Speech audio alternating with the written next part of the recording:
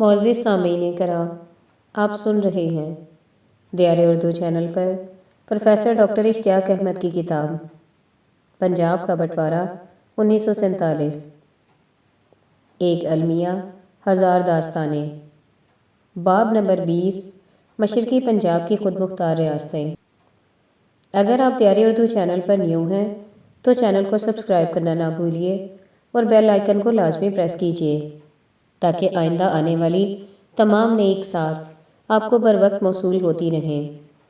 وکی، Nanak Singh, driver اور میں 3 جنوری کی سپہر کو کپورتھلا پہنچے، جو کبھی پنجاب کی خود مختار ریاستوں میں پیرس کے طور پر مشہور تھا۔ اب بھی تقسیم سے پہلے کی شان و شوکت کی کچھ جھلک باقی تھی۔ کپورتھلا جلندھر سے زیادہ دور نہیں۔ جب ہم شہر کے قلب میں پہنچے تو وہاں ایک شاندار مسجد پوری شان و شوکت کے ساتھ کھڑی تھی۔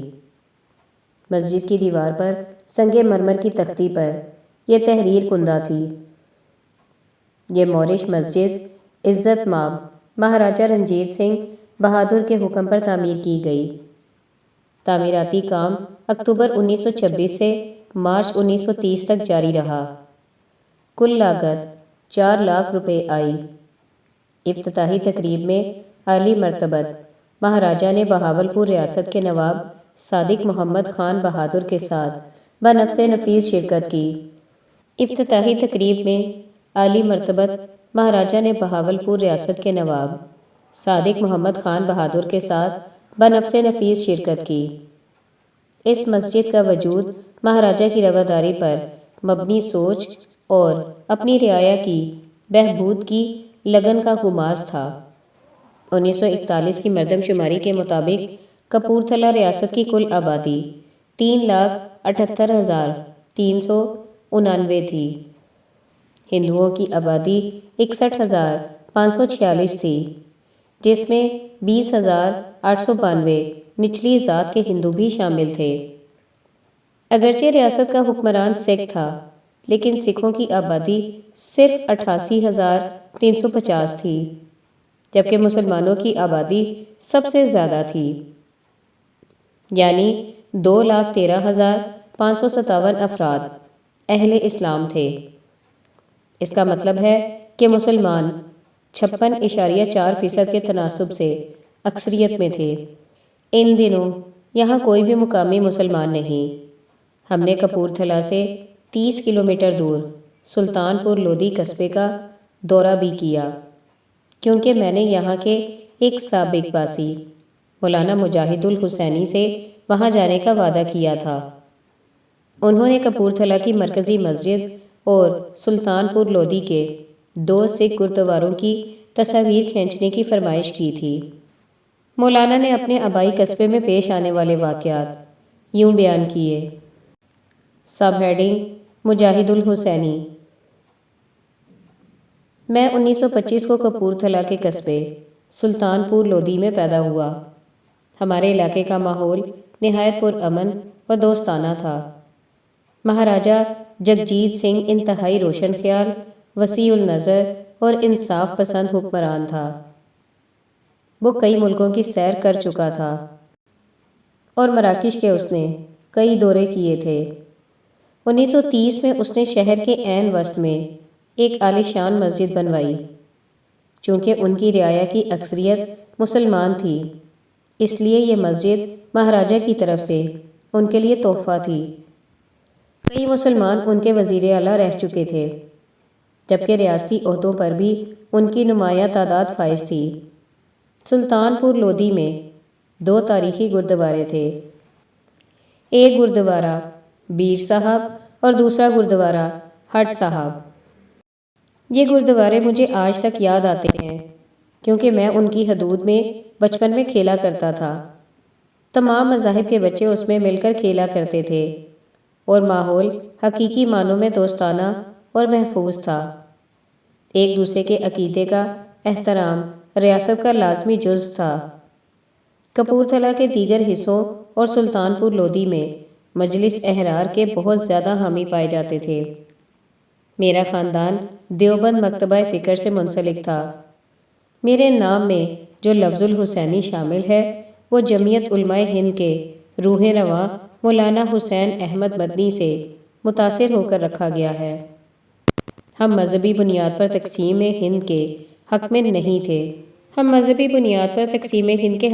تھے لیکن مارچ 1947 میں جب راولپنڈی سے سکھ پناہ گزین یہاں منتقل ہونے لگے تو حالات میں اچانک تبدیلی آنے لگی۔ وہ ادھر ادھر گھوم کر مسلمانوں کے مظالم کی کہانیاں سناتے رہتے تھے۔ اگست 1947 میں جب تقسیم کا عمل سامنے آنے کو تھا تو مہاراجہ دورہ یورپ پر تھے۔ ان کا ولی عہد ٹکا صاحب مختلف قسم کا انسان تھا۔ وہ اکالی سکھوں کے زیر اثر تھا اور اس نے انہیں ریاست کے مسلمانوں کو نشانہ بنانے کا گرین سگنل دے دیا تھا۔ تقسیم کے فوراً بعد سلطان پور لودھی اس منصوبے کا نشانہ بنا۔ شروع کے حملوں میں مسلمانوں کا جانی نقصان سینکڑوں میں تھا، لیکن کچھ حملہ آور بھی مارے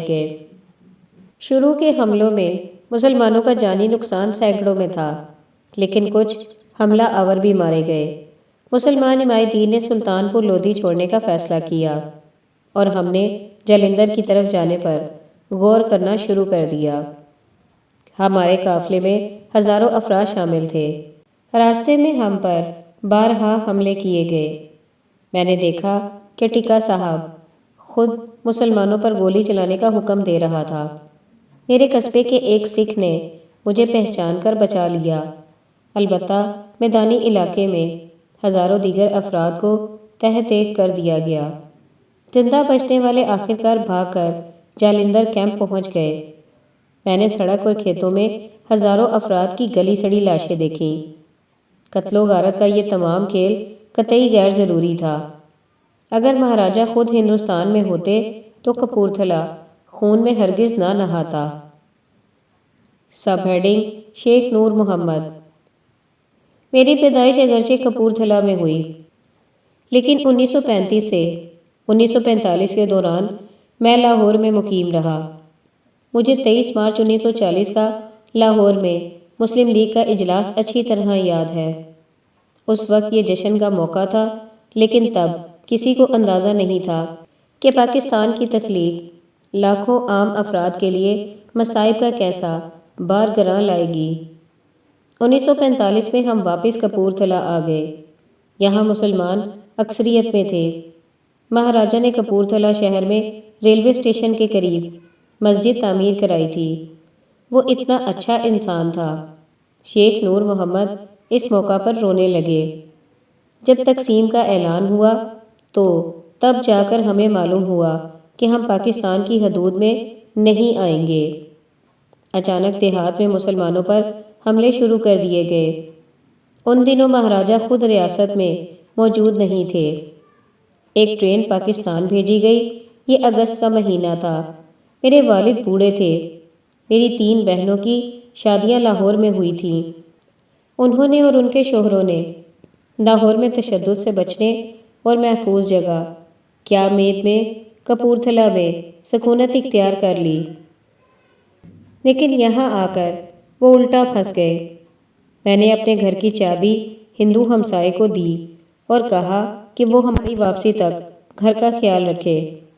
میرے بہنوئی کو ایک سکھ نے بتایا کہ اس نے سنا ہے کہ کپورتھلا سینٹ کا جنرل جے سنگھ ایک اور سکھ کو بتا رہا تھا کہ مسلمانوں کی ٹرین پر کپورتھلا سے نکلتے ہی حملے کی منصوبہ بندی کر لی گئی ہے۔ جب میرے بوڑھے والد نے یہ سنا تو انہوں نے ہمیں کہا کہ ہم ٹرین پر سفر نہ کریں۔ چنانچہ ہم واپس گھر میں آ گئے۔ ہم ناکے بند محلہ، یہاں حقہ ساز ماہرین کے گھر تھے، میں رہتے تھے۔ تانگا بان نے ہم سے معمول سے کہیں زیادہ کرایہ لیا۔ اس رات 9 بجے پورے شہر میں ٹرین پر حملے کی خبر پھیل گئی اور یہ کہ کس طرح مسلمانوں کا قتل عام کیا گیا تھا۔ ہم اپنے گھر میں بند ہو کر رہ گئے۔ ہم ہر روز سنتے کہ مسلمانوں کے قافلوں کو نشانہ بنایا جا رہا تھا۔ بالآخر ہم نے سنا کہ مسلمانوں کو ٹرکوں پر لے جایا جا رہا تھا، کیونکہ جالندھر چھاؤنی میں پناہ گزین کیمپ قائم کیا گیا تھا۔ کپورتھلا شہر میں کوئی حملہ نہیں ہوا تھا۔ ہم ٹرکوں پر روانہ ہوئے۔ جالندھر سے نصف میل پہلے ایک اسلامیہ ہائی اسکول تھا۔ وہاں پاکستان سے آنے والے ہندوؤں اور سکھوں کا کیمپ قائم کیا گیا تھا۔ وہاں ہمارے سکھ ڈرائیور نے ٹرک روک لیا۔ آنن فانن تلواروں اور نیزوں سے مسلح ہندوؤں اور سکھوں نے ہمارا گھیراؤ کر لیا۔ ہم میں سے کئی افراد نے ٹرکوں سے چھلانگیں لگا دیں، لیکن کچھ مسلمانوں کو کاٹ ڈالا گیا۔ میرے والد اور چچا بری طرح زخمی ہو گئے۔ اچانک سکھ فوجیوں کا ایک ٹرک وہاں آ گیا۔ اس کا انچارج ایک اچھا انسان تھا۔ اس نے شرپسندوں پر فائرنگ کر دی، جس سے وہ بھاگ گئے اور ہم بچ گئے۔ ہم بڑی سڑک کے ساتھ کھیتوں کے اندر چلتے رہے۔ وہاں ہم نے کچھ ٹینک بھی دیکھے۔ فوجیوں نے ہمیں ٹینکوں پر چڑھنے کی اجازت دے دی۔ 2-3 میل کے بعد ہم نے اپنے قافلے کے کچھ اور افراد جاتے دیکھے۔ ایک مسلمان لڑکے نے ہمیں ہسپتال میں قیام کرنے میں مدد فراہم کی۔ وہ کچھ روٹیاں کھانے کے لیے لے آیا۔ زخمیوں کی مرہم پٹی بھی کی گئی۔ اس کے بعد ہماری ملاقات چند پٹھان فوجیوں سے ہوئی جو ہمیں چھاؤنی میں لے آئے۔ ہم کیمپ میں 12 روز تک ٹھہرے۔ ہم اپنے ساتھ کھانے کا کچھ سامان بھی لائے تھے۔ ایک روز کپورتھلا سے ایک ہندو آیا اور بتایا کہ میرے والد اور چچا خیریت سے تھے، لیکن بھوک سے بے حال تھے۔ میں نے ان کے لیے کچھ غذا بھجوائی۔ اس کے بعد ہم لاہور کے قریب میاں میر اسٹیشن پر پہنچے۔ ہم نے تاثر دیا کہ ہماری سیکیورٹی پر مامور سپاہی مسلمان تھے، لیکن دراصل وہ گورکھا تھے۔ میاں میر اسٹیشن پر اتر کر ہم لاہور کے موہنی روڈ آئے، جہاں ہمارا خاندان آج بھی آباد ہے۔ سب ہیڈنگ: بیگم بی اے چودھری۔ جولائی 2007 میں ڈاکٹر محمد فاروق نے دی نیوز انٹرنیشنل اخبار میں میرے دورہ کپورتھلا کی ردات پڑھ کر میرے ساتھ رابطہ کیا اور اپنی والدہ کے خاندان سمیت کپورتھلا سے رفتے سفر کی تکلیف دہ کہانی سنائی۔ اس ضمن میں ڈاکٹر فاروق نے مجھے 14 اگست 2007 کو تفصیلی ای میل ارسال کی۔ میرا پیدائشی نام منظور اختر ہے۔ مجھے اچھی طرح یاد ہے کہ 20ویں صدی میں متحدہ ہندوستان میں کپورتھلا مشرقی پنجاب کی ایک خوشحال اور ترقی کرتی ریاست تھی، جس کے حکمران سکھ مہاراجہ عالی مرتبت جگجیت سنگھ بہادر تھے۔ چونکہ وہ ایک نیک دل انسان تھے، اس لیے ان کی رعایا ان کا بہت احترام کرتی تھی۔ ان کی ایک خوبی اور تھی، وہ ایک روشن خیال، کھلے ذہن اور سیکولر خیالات کے حامل انسان تھے۔ انہوں نے اپنی کثیر المذاہب ریاست میں کبھی کسی فرد کے خلاف مذہبی یا لسانی تعصب کا مظاہرہ نہیں کیا۔ اسی بنا پر نہ صرف سکھوں کو بلکہ دیگر مذاہب کے ارکان کو بھی اہم ریاستی عہدوں پر بلا تفریق فائز کیا گیا تھا۔ میرے والد مسلمان تھے اور ریاست کے محکمہ ہارٹی کلچر میں اعلیٰ عہدے پر فائز تھے۔ ان کے ماتحت بڑی تعداد میں لوگ کام کرتے تھے۔ میں 1927 میں کپورتھلا میں پیدا ہوئی۔ میں نے اپنا بچپن اور لڑکپن کا دور وہیں گزارا۔ میں نے مہارانی ہربنس کور گرلز اسکول، جو جلاؤ کھنہ کے نام سے بھی مشہور تھا، سے میٹرک کا امتحان پاس کیا۔ یہ اسکول ایک پرانی لیکن شاندار گھر کی عمارت کے ایک حصے میں واقع تھا۔ یہ دراصل مہارانی کے خالی کردہ ایک محل میں بنایا گیا تھا۔ یہ 3 منزلہ عمارت تھی۔ عمارت کے بعض حصے دیگر سماجی سرگرمیوں کے لیے استعمال کیے جاتے تھے۔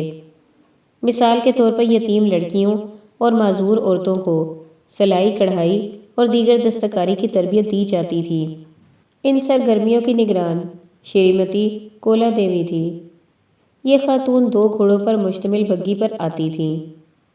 اس اسکول کے بڑے ہونے کا ثبوت یہ ہے کہ میں نے اپنی 10 سالہ تعلیم کے دوران اس کے تمام کمرے نہیں دیکھے تھے۔ یہاں کئی تہہ خانے اور سرنگیں تھیں، جن میں بیشتر استعمال میں نہیں تھیں، اس لیے یہاں اندھیرا ہی ہوتا تھا۔ مجھے آج بھی اپنی کئی کلاس فیلو لڑکیوں کے نام یاد ہیں۔ ان میں 2 لڑکیاں بیرو اور جیتو تھیں۔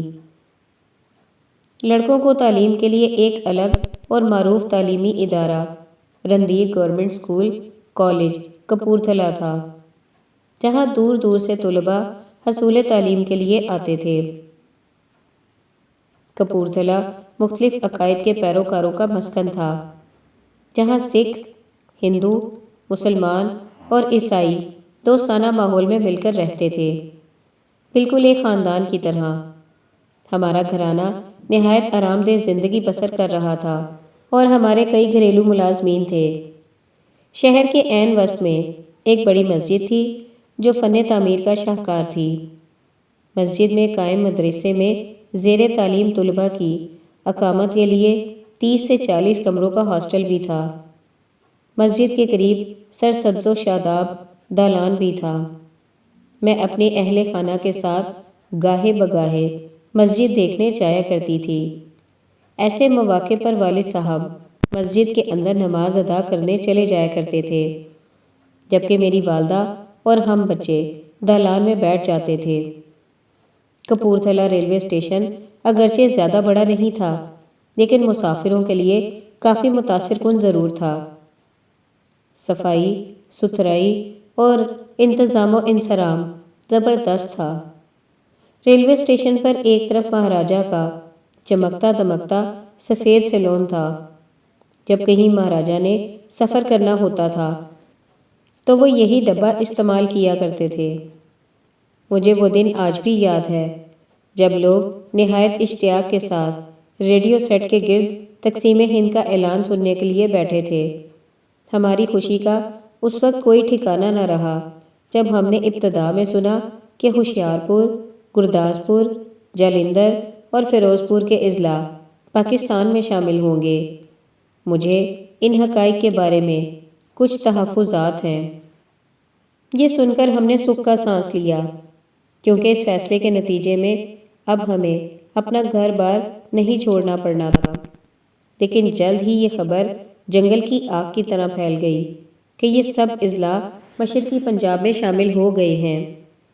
یہ سن کر ہم نہایت غمگین اور مایوس ہو گئے۔ چند گھنٹے کے اندر ہی کپورتھلا طوائف الملوکی اور خانہ جنگی کے قریب پہنچ گیا۔ مختلف عقائد کے گروہ جو اب تک اشرف سے دوستانہ مراسم میں منسلک تھے، اب اچانک مسلمانوں کے خلاف جارحانہ انداز پر اتر آئے۔ با اعتماد دوست دشمن بن گئے۔ ہماری بدقسمتی کے ایسے کڑے وقت میں مہاراجہ جگجیت سنگھ بہادر خود ریاست میں نہیں تھے، اس لیے برے وقت میں وہ اپنی مسلمان رعایا کی مدد کے لیے نہ پہنچ سکے۔ ان کا بڑا بیٹا اور قائم مقام حکمران ٹکا صاحب مسلمانوں کو زیادہ خاطر میں نہیں لاتا تھا، اور جیسا کہ بعد میں ثابت ہو گیا کہ اس نے اپنی مسلمان رعایا کی حفاظت کے لیے کوئی مخلصانہ کوششیں نہیں کی، ورنہ اتنی بڑی تباہی و بربادی سے بڑی حد تک بچا جا سکتا تھا۔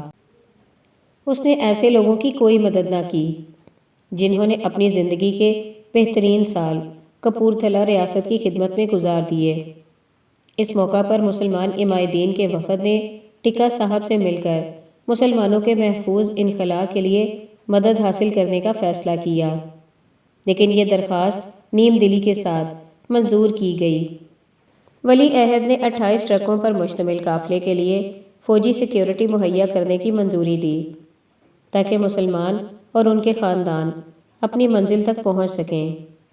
جب قافلہ اگلے روز مسلمان مہاجرین کو لے کر جانے کے لیے تیار تھا تو انارکی کے باعث مسلمان مرد اپنے اپنے خاندانوں کی حفاظت کے لیے مختلف محفوظ مقامات پر جمع تھے تاکہ سکھ حملہ آوروں سے بچ سکیں۔ اگلی شام کو ٹرکوں کا کارواں پہنچ گیا، لیکن اس کے ساتھ فوجی نہیں تھے۔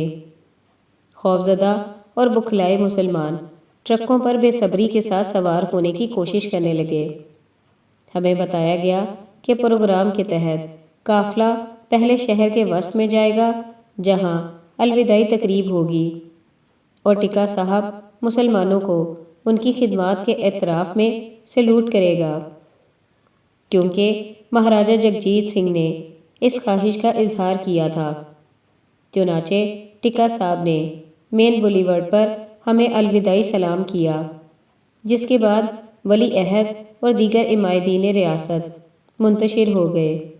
پروگرام کے مطابق ہمیں اب روانہ ہونا تھا، لیکن پتہ چلا کہ اس شیڈول میں تبدیلی کی گئی ہے، کیونکہ قافلے کی سیکیورٹی کے لیے فوجی گاڑیاں ابھی تیار نہیں تھیں۔ چنانچہ ہمیں دوبارہ گھروں میں پہنچا دیا گیا اور اگلے روز تک انتظار کرنے کو کہا گیا۔ میں گھر واپس گئی تو یہ دیکھ کر ششدر رہ گئی کہ ہمارے سکھ ہمسائے، جن سے ہمارے قریبی دوستانہ مراسم تھے، نے لوٹ مار کر کے بیرونی دیوار میں نقب لگا رکھی تھی اور کئی قیمتی اشیاء لوٹی بھی جا چکی تھی۔ چھت کے پنکھے بھی غائب تھے۔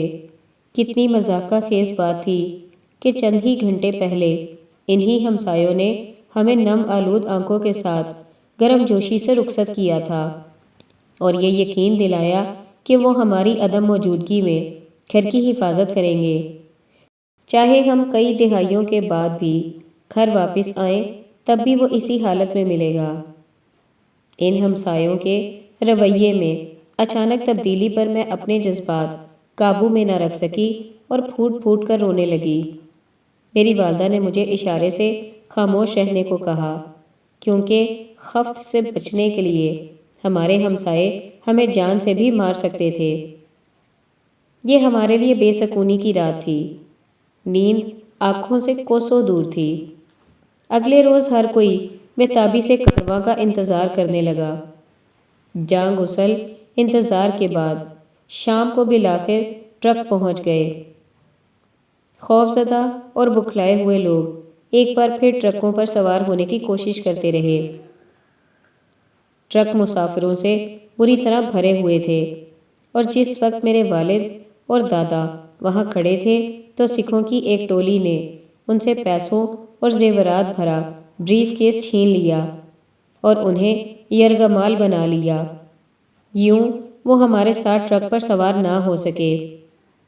قافلے کے سٹاف نے ٹرکوں کو اوپر سبز رنگ کی چادر سے ڈھانپ دیا تاکہ حملہ آور سکھ نوجوان لڑکیوں، عورتوں اور بچوں کو نہ دیکھ سکیں۔ ہمارا خاندان ٹرک نمبر 7 پر سوار ہوا۔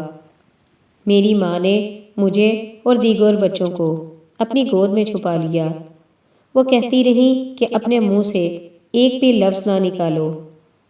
کچھ فاصلے طے کرنے کے بعد قافلے پر سکھ جتھے نے حملہ کر دیا اور صرف 11 یا 12 ٹرک وہاں سے فرار ہوئے، جبکہ باقی ماندہ ٹرک وہیں کھڑے ہو گئے، کیونکہ حملہ آوروں نے ٹائروں پر گولیاں مار کر انہیں بیکار کر دیا تھا۔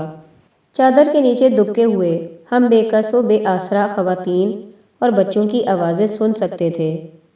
ہمارا ٹرک کچھ آگے بڑھا تو یہ چیخیں دھیرے دھیرے مدھم پڑ گئیں۔ اب اندھیرا چھا چکا تھا۔ قافلہ ایک جگہ رکا تو وہ مقام جنگل جیسا تھا۔ ہمیں بتایا گیا کہ یہ کپورتھلا ریاست کی سرحد تھی اور وہاں سے آگے ہمیں اپنی ذمہ داری پر جانا پڑے گا۔ اس وقت تیز بارش ہونے لگی۔ ہمیں ٹرکوں سے باہر نکلنے کا حکم دیا گیا۔ ہم ہر طرف برساتی نالے کے ریلے دیکھ رہے تھے۔ دیگر مسافروں کی طرح ہمیں بھی پانی سے گزرنا پڑا، جو بعض مقامات پر 2 سے 3 فٹ گہرا تھا۔ میری ماں نے ہم 5 بہنوں کے اکلوتے بھائی کو گود میں اٹھا رکھا تھا، جس کی عمر صرف 6 سال تھی۔ میرے ساتھ 3 بہنیں تھیں۔ میری بڑی بہن نہایت ڈرپوک تھی، اس لیے وہ ہماری کوئی رہنمائی نہ کر سکی۔ چنانچہ ساری ذمہ داری میرے کندھوں پر آ پڑی۔ ہماری سب سے بڑی بہن شادی شدہ تھی اور وہ پہلے سے پاکستان میں رہ رہی تھی۔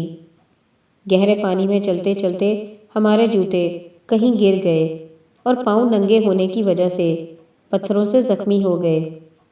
جھاڑیوں نے الگ ہمیں نقصان پہنچایا۔ کئی جگہ پر جونکیں چمٹ گئیں، جو دیگر مہاجرین کی طرح ہمیں بھی بار بار اتارنا پڑی۔ کچھ افراد کو سانپوں نے کاٹ لیا۔ ہمیں تقریباً 10 روز تک چھپنا پڑا۔ یہ ایک آزمائش کا وقت تھا، کیونکہ نہ کھانے کو کچھ تھا نہ پینے کو۔ ہمیں گندم کے دانے چبانے پڑے جو کچھ خاندان ساتھ لائے تھے۔ کچھ مرد دور دراز سے کنویں سے پانی لے آئے، لیکن بہت کم مقدار میں۔ ٹوائلٹ نام کی کوئی چیز نہیں تھی، اور مردوں کو اپنی خواتین خانہ کے پردے کے لیے کپڑوں کے ٹکڑے استعمال کرنا پڑے۔ اس موقع پر پتہ چلا کہ راستے میں کوئی ریل کی پٹڑی نہیں، البتہ پاکستان جانے والی ایک سڑک 2 میل دور تھی۔ ہم اس سڑک پر جا پہنچے۔ کچھ دیر بعد ٹرکوں کا ایک قافلہ وہاں رکا۔ یہ پاکستانی فوج کا دستہ تھا جو بھارت سے آنے والے مہاجرین کی حفاظت پر مامور تھا۔ ہر کوئی بے تابی سے ٹرک پر سوار ہونے کی کوشش کرنے لگا، لیکن ان میں بامشکل کوئی گنجائش باقی تھی۔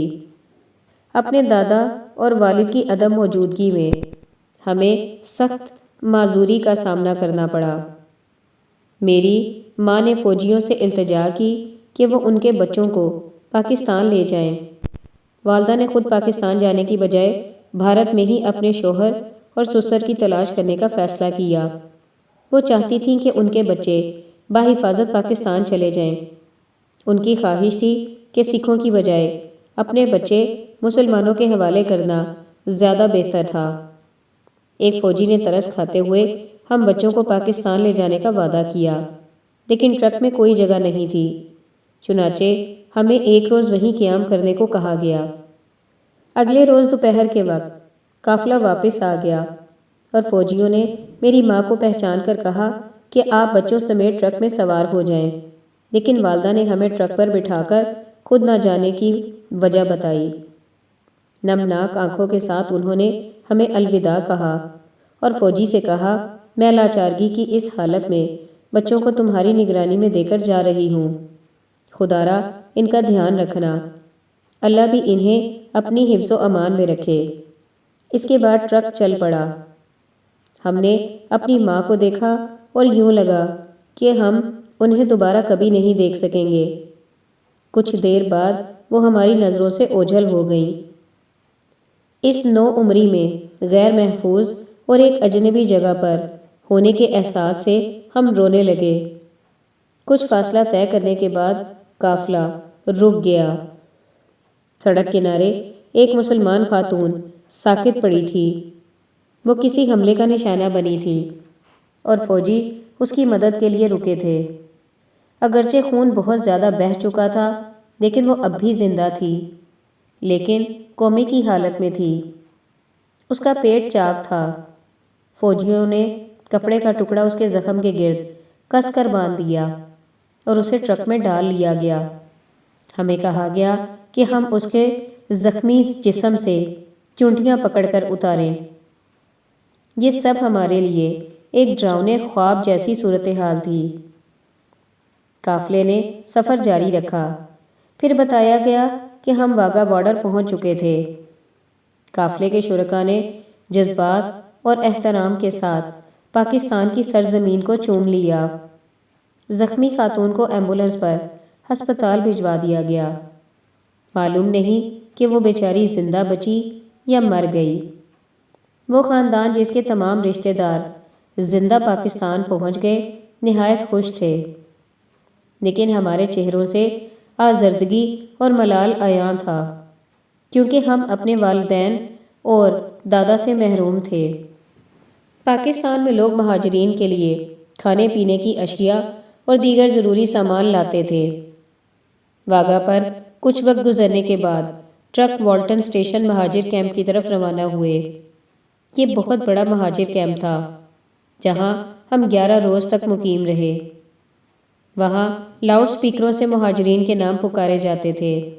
جو لوگ نئے آتے ان کے نام بار بار پکارے جاتے تاکہ ان کے دوست اور رشتہ دار ان سے رابطہ کر سکیں۔ اسی طرح ان کے پاکستانی رشتہ داروں کے نام بھی لیے جاتے تاکہ وہ اپنے عزیزوں سے مل سکیں۔ یہ کام ریڈیو پاکستان پر بھی کیا جاتا تھا۔ 11ویں روز ہم اعلانات سن رہے تھے کہ ایک دور کے رشتہ دار کا نام میری سماعت سے ٹکرایا۔ وہ بڈن روڈ لاہور کے ایک گھر میں رہ رہا تھا۔ یہ ایک کربناک سفر کے بعد امید کی نئی کرن تھی۔ ہم نے فوراً بڈن روڈ جانے کا فیصلہ کیا۔ ہم نے ایک تانگے والے سے مل کر پوچھا کہ کیا وہ ہمیں بڈن روڈ لے جائے گا، لیکن ہمارے پاس کرایہ دینے کے لیے کوئی پیسہ نہیں۔ ان دنوں پاکستانیوں کے قوم پرستانہ اور حب الوطنی کے جذبات عروج پر تھے۔ وہ فوراً مان گیا۔ ہم وہاں پہنچے تو ہمارے عزیزوں کو ہمیں لٹی پٹی حالت میں اور جوتوں کے بغیر دیکھ کر سکتہ لگ گیا۔ تقسیم سے پہلے جب کبھی وہ کپورتھلا آتے تھے تو ہم متمول زندگی گزار رہے تھے۔ انہوں نے ہمارے والدین کے بارے میں پوچھا تو ہم نے انہیں پوری کہانی سنا دی۔ وہ مزید صدمے سے دوچار ہوئے۔ نہانے کے بعد ہمیں صاف ستھرے کپڑے پہننے کو دیے گئے۔ طویل عرصے کے بعد ہم نے پرتکلف اور لذیذ کھانا کھایا۔ ہم وہاں 10 روز تک مقیم رہے۔ ہمارے رشتہ داروں نے ہمارے نام اور پتہ ریڈیو پاکستان سے نشر کرایا، جس سے دیگر عزیزوں کو بھی پتہ چل گیا۔ یوں ہمارا اپنے پیاروں سے دوبارہ ملنا ممکن ہو سکا۔ میرے والدین اور دادا ہم سے 1 ماہ بعد ملے۔ وہ ایک اور قافلے میں شامل ہو گئے تھے، لیکن سیلاب کے باعث دریائے بیاس پر پل ٹوٹنے سے انہیں آنے میں تاخیر ہو گئی۔